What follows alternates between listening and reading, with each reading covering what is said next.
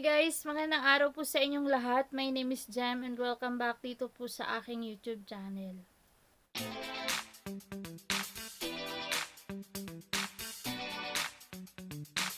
So for today's video guys, ay random videos lang. Magvi-video lang tayo ng mga gagawin natin today. And mag-isa lang ako dito sa bahay dahil sila mama may pinuntahang trabaho.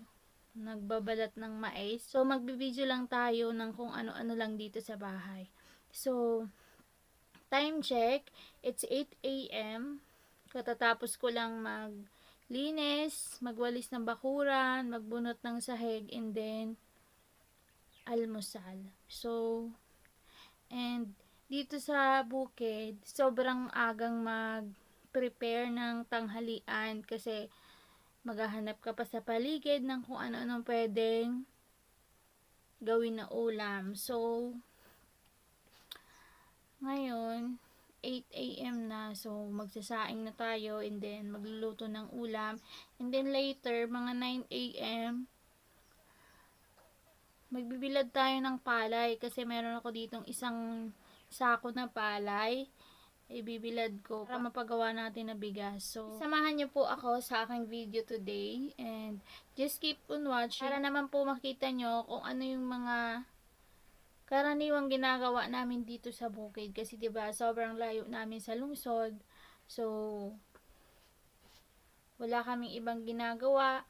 Kapag kagising, maglilinis ng bahay, and then kapag mayroong trabaho, magtatrabaho, and then kung wala, dito lang din sa bahay, magluluto, kung anong pwedeng lutuin, and yun, mag-aayos-ayos ng mga tanim. So, ngayon, dahil nga mayroong trabaho sila mama, nagbabalat sila ng mais, ang gagawin ko is magluluto ako ng tanghalian nila.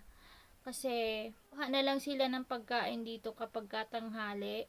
And then, doon na lang sila nanananghalian. Tapos, uwi sila ng hapon. So, yun lang guys. Samahan nyo po ako kasi malapit nang mag alas 9.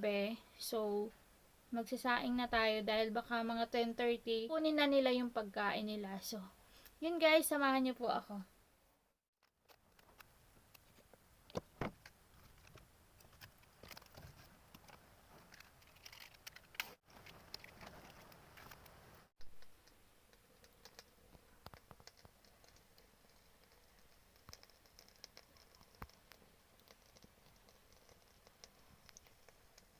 Pagkatapos natin magsalang nung sinaing natin, so, habang nagaantay tayo na kumulo yun, so, magbabalat muna tayo ng niyog. Yung niyog namin, kinuha lang din ni mama dyan sa likod namin kasi meron kami dyang tanim na niyog, yung maliliit lang na niyog. Ganito lang, pugay lang yung pugay yung tawag dito sa amin. Kapag ka maliliit na niyog, pugay yung tawag. So, magbabalat lang tayo nito para panggata dun sa talbos ng kamoting kahoy na kukunin natin mamaya. So, samahan nyo ako guys na magbunot ng guys, dahil hindi natin na-record yung pagbabalat natin ng nyog. So, eto na siya, nabalatan na. Pasensya na po kayo, hindi natin na-record kasi hindi ko alam, hindi pala nagre-record yung camera. So, nabalatan ko na siya. Pagbabalat ito guys is yung mano-mano lang, yung itak lang yung gamit. Yung itak lang yung gamit natin para makapagbunot ng niyog. So, yun guys, nabunutan na siya. Naalisan na siya ng balat. So, eto na siya. Igagata natin to sa kukunin natin na talbos ng kamoting kahoy mamaya. So, yun guys, habang nagaantay tayo ng ating sinaing yan, ang gagawin natin ay mag-kukusina tour tayo.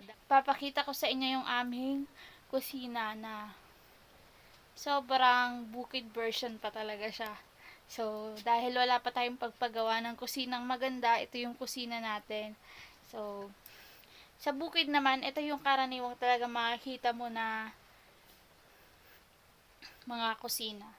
Kasi hindi pa naman kumukulo yung ating sinaing. So, yun guys, yan yung kusina namin. Yan yung pintuan. nakahiwalay yung kusina namin sa bahay namin kasi hindi pa nga kami nakakapagpagawa ng kusina dahil wala pang pera, and then yan, temporary lang yan kasi yun nga, wala tayong pangpagawa ng kusina. So, nung ginawa yung bahay namin, gumawa muna sila ng ganyan na kusina para may mapaglutuan tayo. Pero until now, magpa 5 years na yung bahay namin, wala pa rin kusina dahil wala pang pangpagawa. So, yun guys.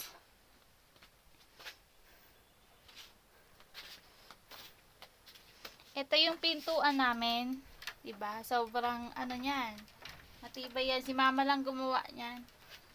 Yan yung pintuan.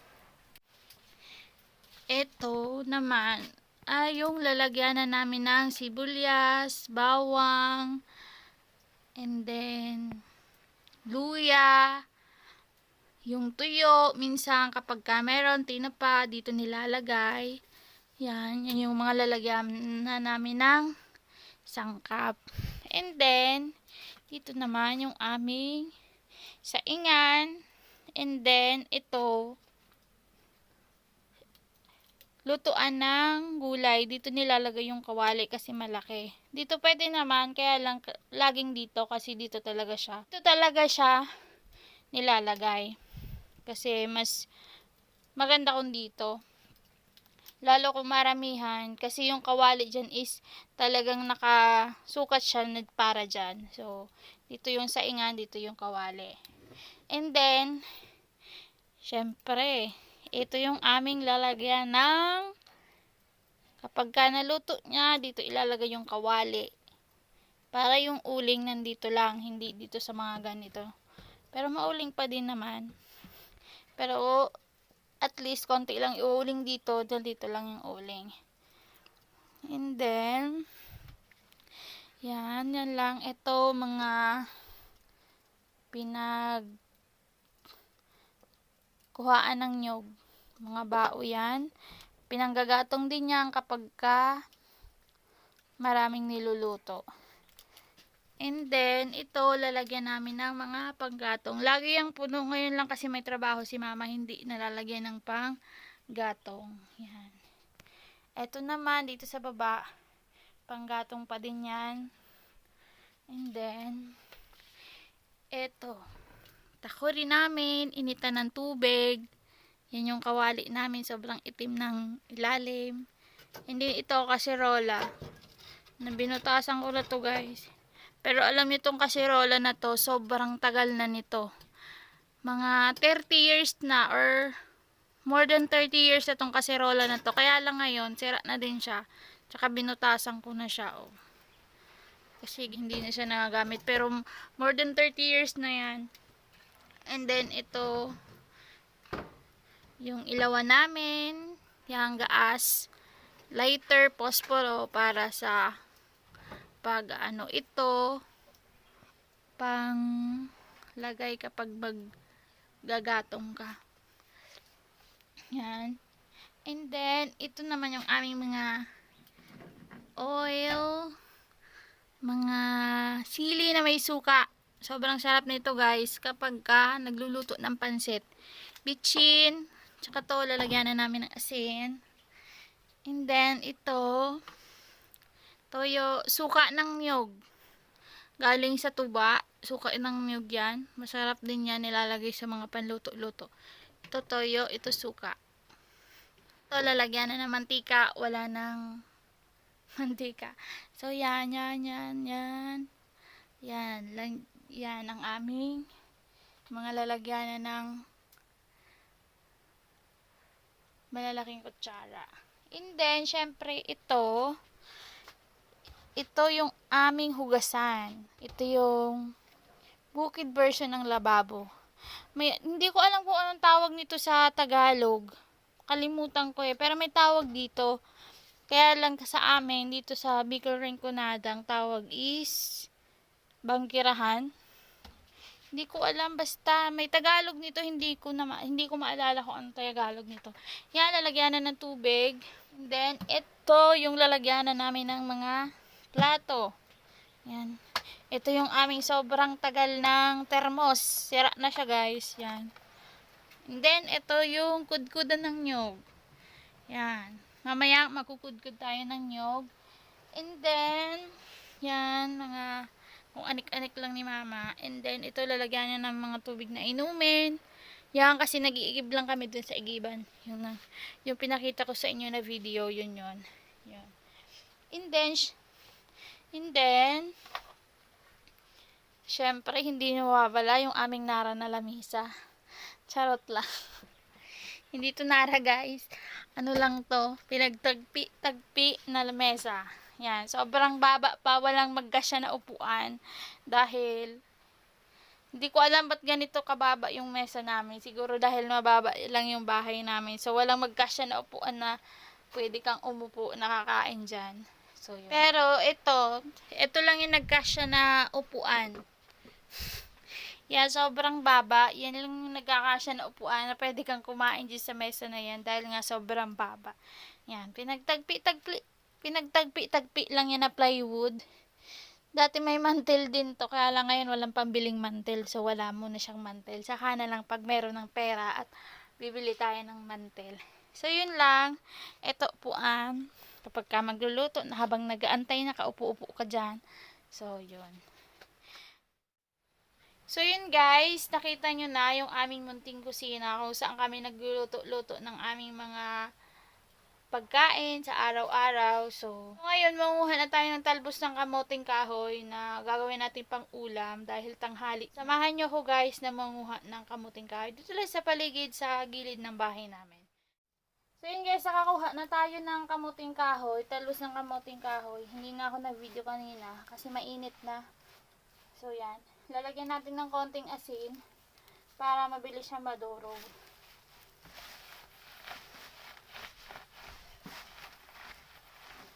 Dudurugin natin to para maalis yung katas. Kasi mapait yung katas nito guys.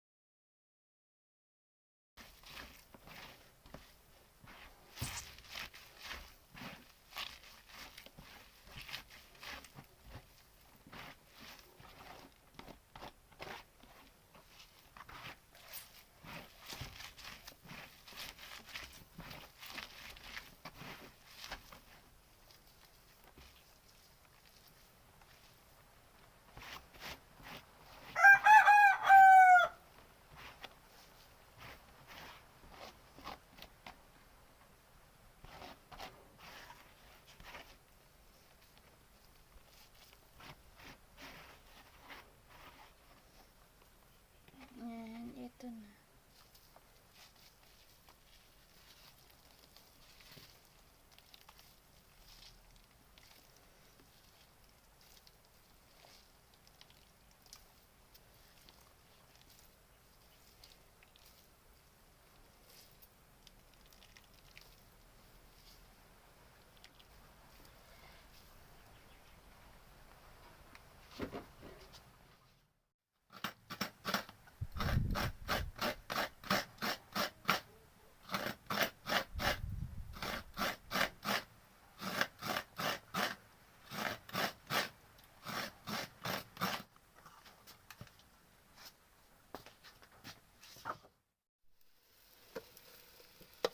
So, ayan na siya guys. Ilagay ko na siya para maluto siya ng maayos. Kasi, etong dahon ng kamuting kahoy nakakamatay ito guys pag hindi maayos yung pagkakaluto.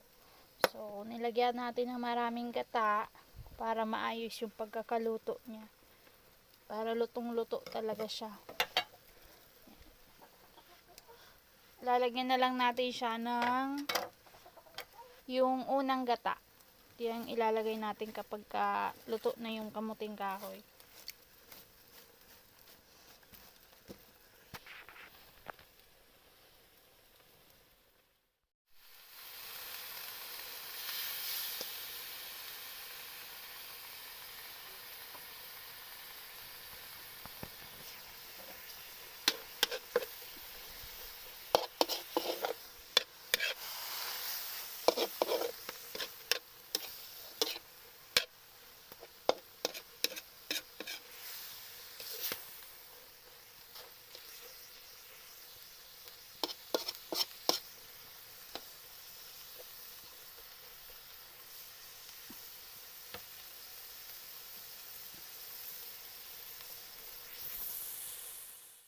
Guys, naluto na natin yung gulay. So, magpe-prepare na tayo ng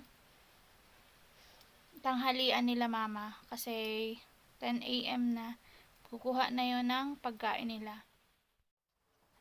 So, yun guys, nakapagluto na tayo and na-prepare na din natin yung pagkain nila mama. Ito. Gulay and then pakanin.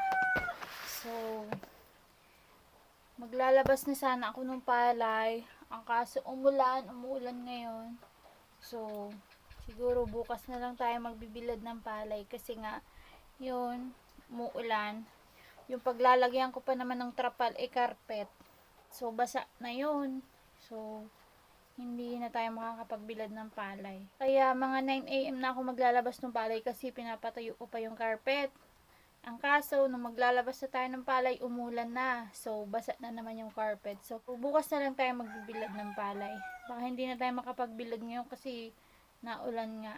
So, yun guys, yan yung mga ginagawa ko hanggang tanghali. And then, after nung tanghalian, may higa-higa tayo ng konting oras. Tapos, kapag kahapon, magsasaing na lang kung mayroong tirang ulam kinatanghalian, and then kung wala magluluto ulit ng ulam. Tapos kapag ka maaga pa, kasi maaga din kami nagpe-prepare ng hapunan kasi mga 5:30 kumakain na kami ng hapunan.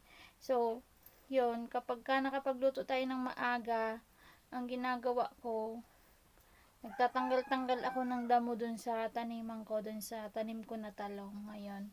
So, baka mamaya magtanggal ako ng ng damo dun sa mga tanim ko na talong. Nasa 600 na puno na yun ng talong. Kaya nga lang hindi masyadong umuulan ngayon, pakunti-kunti lang. So, medyo hindi pa sila lumalaki ng maayos. Pero sana naman kahit hindi masyadong malakas na ulan, kahit basta palagi umuulan, siguro lalaki naman yun. Ang hirap kasi guys mag-igib ng tubig dito, ang layo talaga. So hindi ko kinakayang mag-iigib ako pandilig. So kung lumaki sila, thank you Lord. Pero kapag ka hindi, siguro next time na lang kapag katag-ulan na tayo magtatanim. So yan lang guys. Yung pinakita ko lang sa inyo yung aking mga ginagawa dito sa bahay. And then yung kusina namin na sobrang ganda, na sobrang ayos. So, yun, nakita nyo. So, yun, nakita nyo na yung kusina namin kung saan kami nagluluto ng aming mga pagkain. Yun lang guys, maraming salamat po sa panonood. And sana po nagustuhan nyo itong video na to. Please don't forget to like, share, and subscribe po dito sa ating YouTube channel. And click the bell button for more upcoming videos po. Thank you guys for watching and see you on my next video.